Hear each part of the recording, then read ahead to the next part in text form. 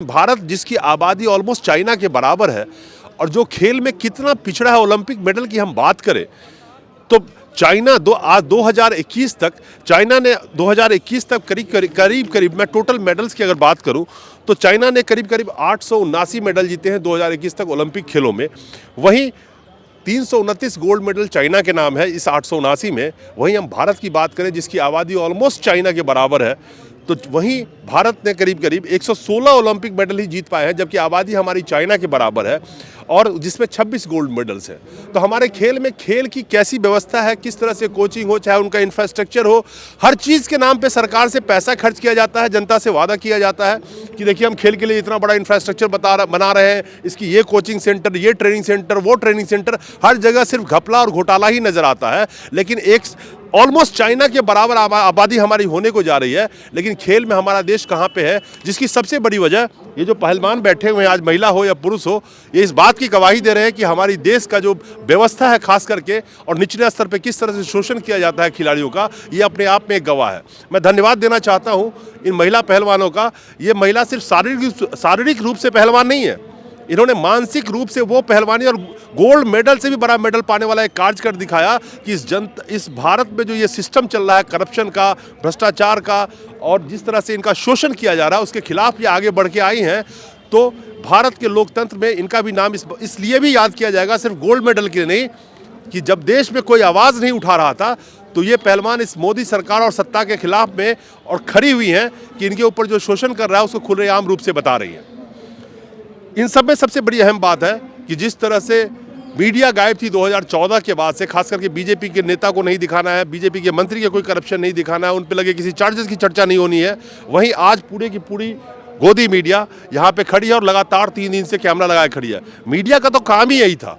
कि जनता की आवाज़ को दिखाना और चौथे स्तंभ के रूप में काम करना, जिससे सरकार के ऊपर प्रेशर पड़े।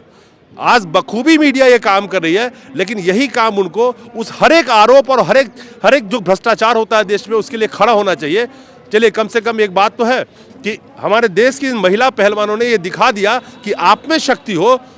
तो गोदी मीडिया भी आपको रोक नहीं सकती और गोदी मीडिया की औकात नहीं है कि आपकी बातों को ना दिखाए। तो अपने आप में शक्ति और अपने आप में जुनून और अपने आप में जज्बा पैदा कीजिए इस लोकतंत्र को बचाने का, और धन्यवाद दीजिए इन महिला पहलवानों का जिन्होंने अपने ऊपर अपने खिलाफ हुए अत्याचारों के खिलाफ उठ के खड़ी हो गई हैं। आपने बहुत सारे वीडियो देखे होंगे जिसमें किस तरह से इस भारत में जो खेल की व्यवस्था है, किस तरह से खिलाड़ियों का निचले स्तर पे शोषण होता है। जहां वो जाते हैं वहां पे रहने की व्यवस्था नहीं, खाने की ठीक व्यवस्था नहीं। उस माहौल में भी रहते हुए बहुत सारे हमारे महिला पहलवान हैं जिन्होंने इस देश का नाम रोशन किया है। लेकिन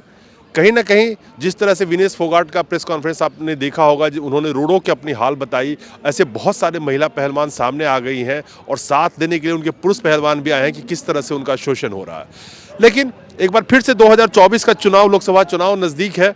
और जब हम जनता चुनेंगे ही ऐसे लोगों को जो बाहुबली हो। ब्रिजभूषण सिंह जो है अपने आप में डॉनों का डॉन उनको कहा जाता है, उसे संबोधित भी किया जाता है और एक बाहुबली नेता के रूप में जाने जाते हैं। और जब ऐसे मेंबर ऑफ पार्लियामेंट को आप चुनेंगे जो आपके लिए कानून बनाते हैं, जो खुद ही कई क्रिमिनल केसेस चल रहे हो, जिन पे महिला उत्पीड़न का केस हो, कई मेंबर ऑफ पार्लियामेंट पे बलात्कार का केस हो, वो महिलाओं की सुरक्षा के लिए क्या कानून बनाएंगे। खैर, मैं आपको इसलिए ये बता रहा हूँ कि आज तीसरे दिन होने के बावजूद भी जहाँ पे प्रधानमंत्री मोदी जब गोल्ड मेडल कोई जीतता है, भारत का महिला हो या पुरुष हो, तो उसके साथ वार्ता करते हैं, खाना खाते हैं, आपको उनके साथ ऐसे दिखाते हैं क्या सिर्फ एक राजनीतिक इस्तेमाल करने के लिए। आज जब ये महिला पहलवान जो देश की नाम को बहुत ऊंचे स्तर तक पहुंचाया है और एक विषम परिस्थिति में वो रहते हुए भी देश के लिए गोल्ड मेडल जिन्होंने जीता, वो महिला पहलवान यहाँ पर बैठी हुई हैं और अपने ऊपर लगे उनके ऊपर जो अत्याचार हुआ है उसके खुलेआम आवाज़ उठा रही हैं, कह रही हैं उनके पास सबूत भी है। तो आखिर जो ब्रिजभूषण सिंह है लगातार 2011 से अध्यक्ष बने हुए हैं WFI का, उनको हटाया क्यों नहीं जा रहा। और सिर्फ हटाना ही एक रास्ता नहीं है। अगर यौन शोषण हुआ है इनके साथ, इनके पास सबूत है, तो उन पर कार्रवाई क्यों नहीं की जा रही है। तो क्या बेटी बचाओ बेटी पढ़ाओ का नारा सिर्फ और सिर्फ एक चुनावी मुद्दा होता है इन लोगों के लिए। खैर, 2014 के चुनाव में आपको याद होगा जिस तरह से प्रधानमंत्री मोदी ने कहा था कि कोई भी क्रिमिनल अब चुनाव नहीं लड़ पाएगा, जिनके ऊपर क्रिमिनल केस होंगे उनको हटा दिया जाएगा। बहुत सारी बातें उन्होंने भ्रष्टाचार और काले धन के ऊपर भी करी थी। लेकिन खास करके जो मेंबर ऑफ पार्लियामेंट के ऊपर क्रिमिनल केसेस हो, सीरियस क्रिमिनल केसेस हो, उनको जब जनता चुन लेती है और जो पार्टी उनको खड़ा करती है, उनको ये विश्वास होता है कि उनको राजनीतिक फ़ायदा मिलेगा, कुर्सी पाने में सुविधा होगी। मोदी जी का वो वादा याद कीजिए। 2009 में 30% करीब संख्या थी टोटल, जो हम MP 543 MP है उनके, उसमें 30% ऐसे MP थे जिन पे क्रिमिनल चार्जेस थी। 2014 में 34% हुए वो, और 2019 में मोदी जी के टाइम में 43% ऐसे मेंबर ऑफ पार्लियामेंट है जिन पे criminal charges, serious criminal charges, महिला उत्पीड़न का केस, महिला बलात्कार का केस, कई तरह के केसेस होते हैं। लेकिन सवाल यह है कि हमारी जो न्यायिक व्यवस्था है जिस रफ्तार में चलती है वो आपको पता है, और वक्त और वरसूख की वजह से कई ऐसे लोग जिनको आप चुनते हैं उन पर से बाद में केसेस ख़त्म कर ली जाती है, सबूत नहीं मिलता, सबूत मिटा दिया जाता है, ये सब चीज़ें आपको देखने को मिलेगी। लेकिन सवाल आज फिर वही है कि जिस गोदी मीडिया ने लोगों की आवाज़ को दिखाना बंद कर दिया है, आज वही वो लाइन लगा के खड़ी है लगातार 3 दिनों से, ये तीसरा दिन है इनका। अगर इसी तरह से जनता की हर आवाज़ गोदी मीडिया दिखाना शुरू कर दे तो इस देश का लोकतंत्र इस दुनिया के सबसे बेहतरीन लोकतंत्र में से एक माना जाएगा। नमस्कार।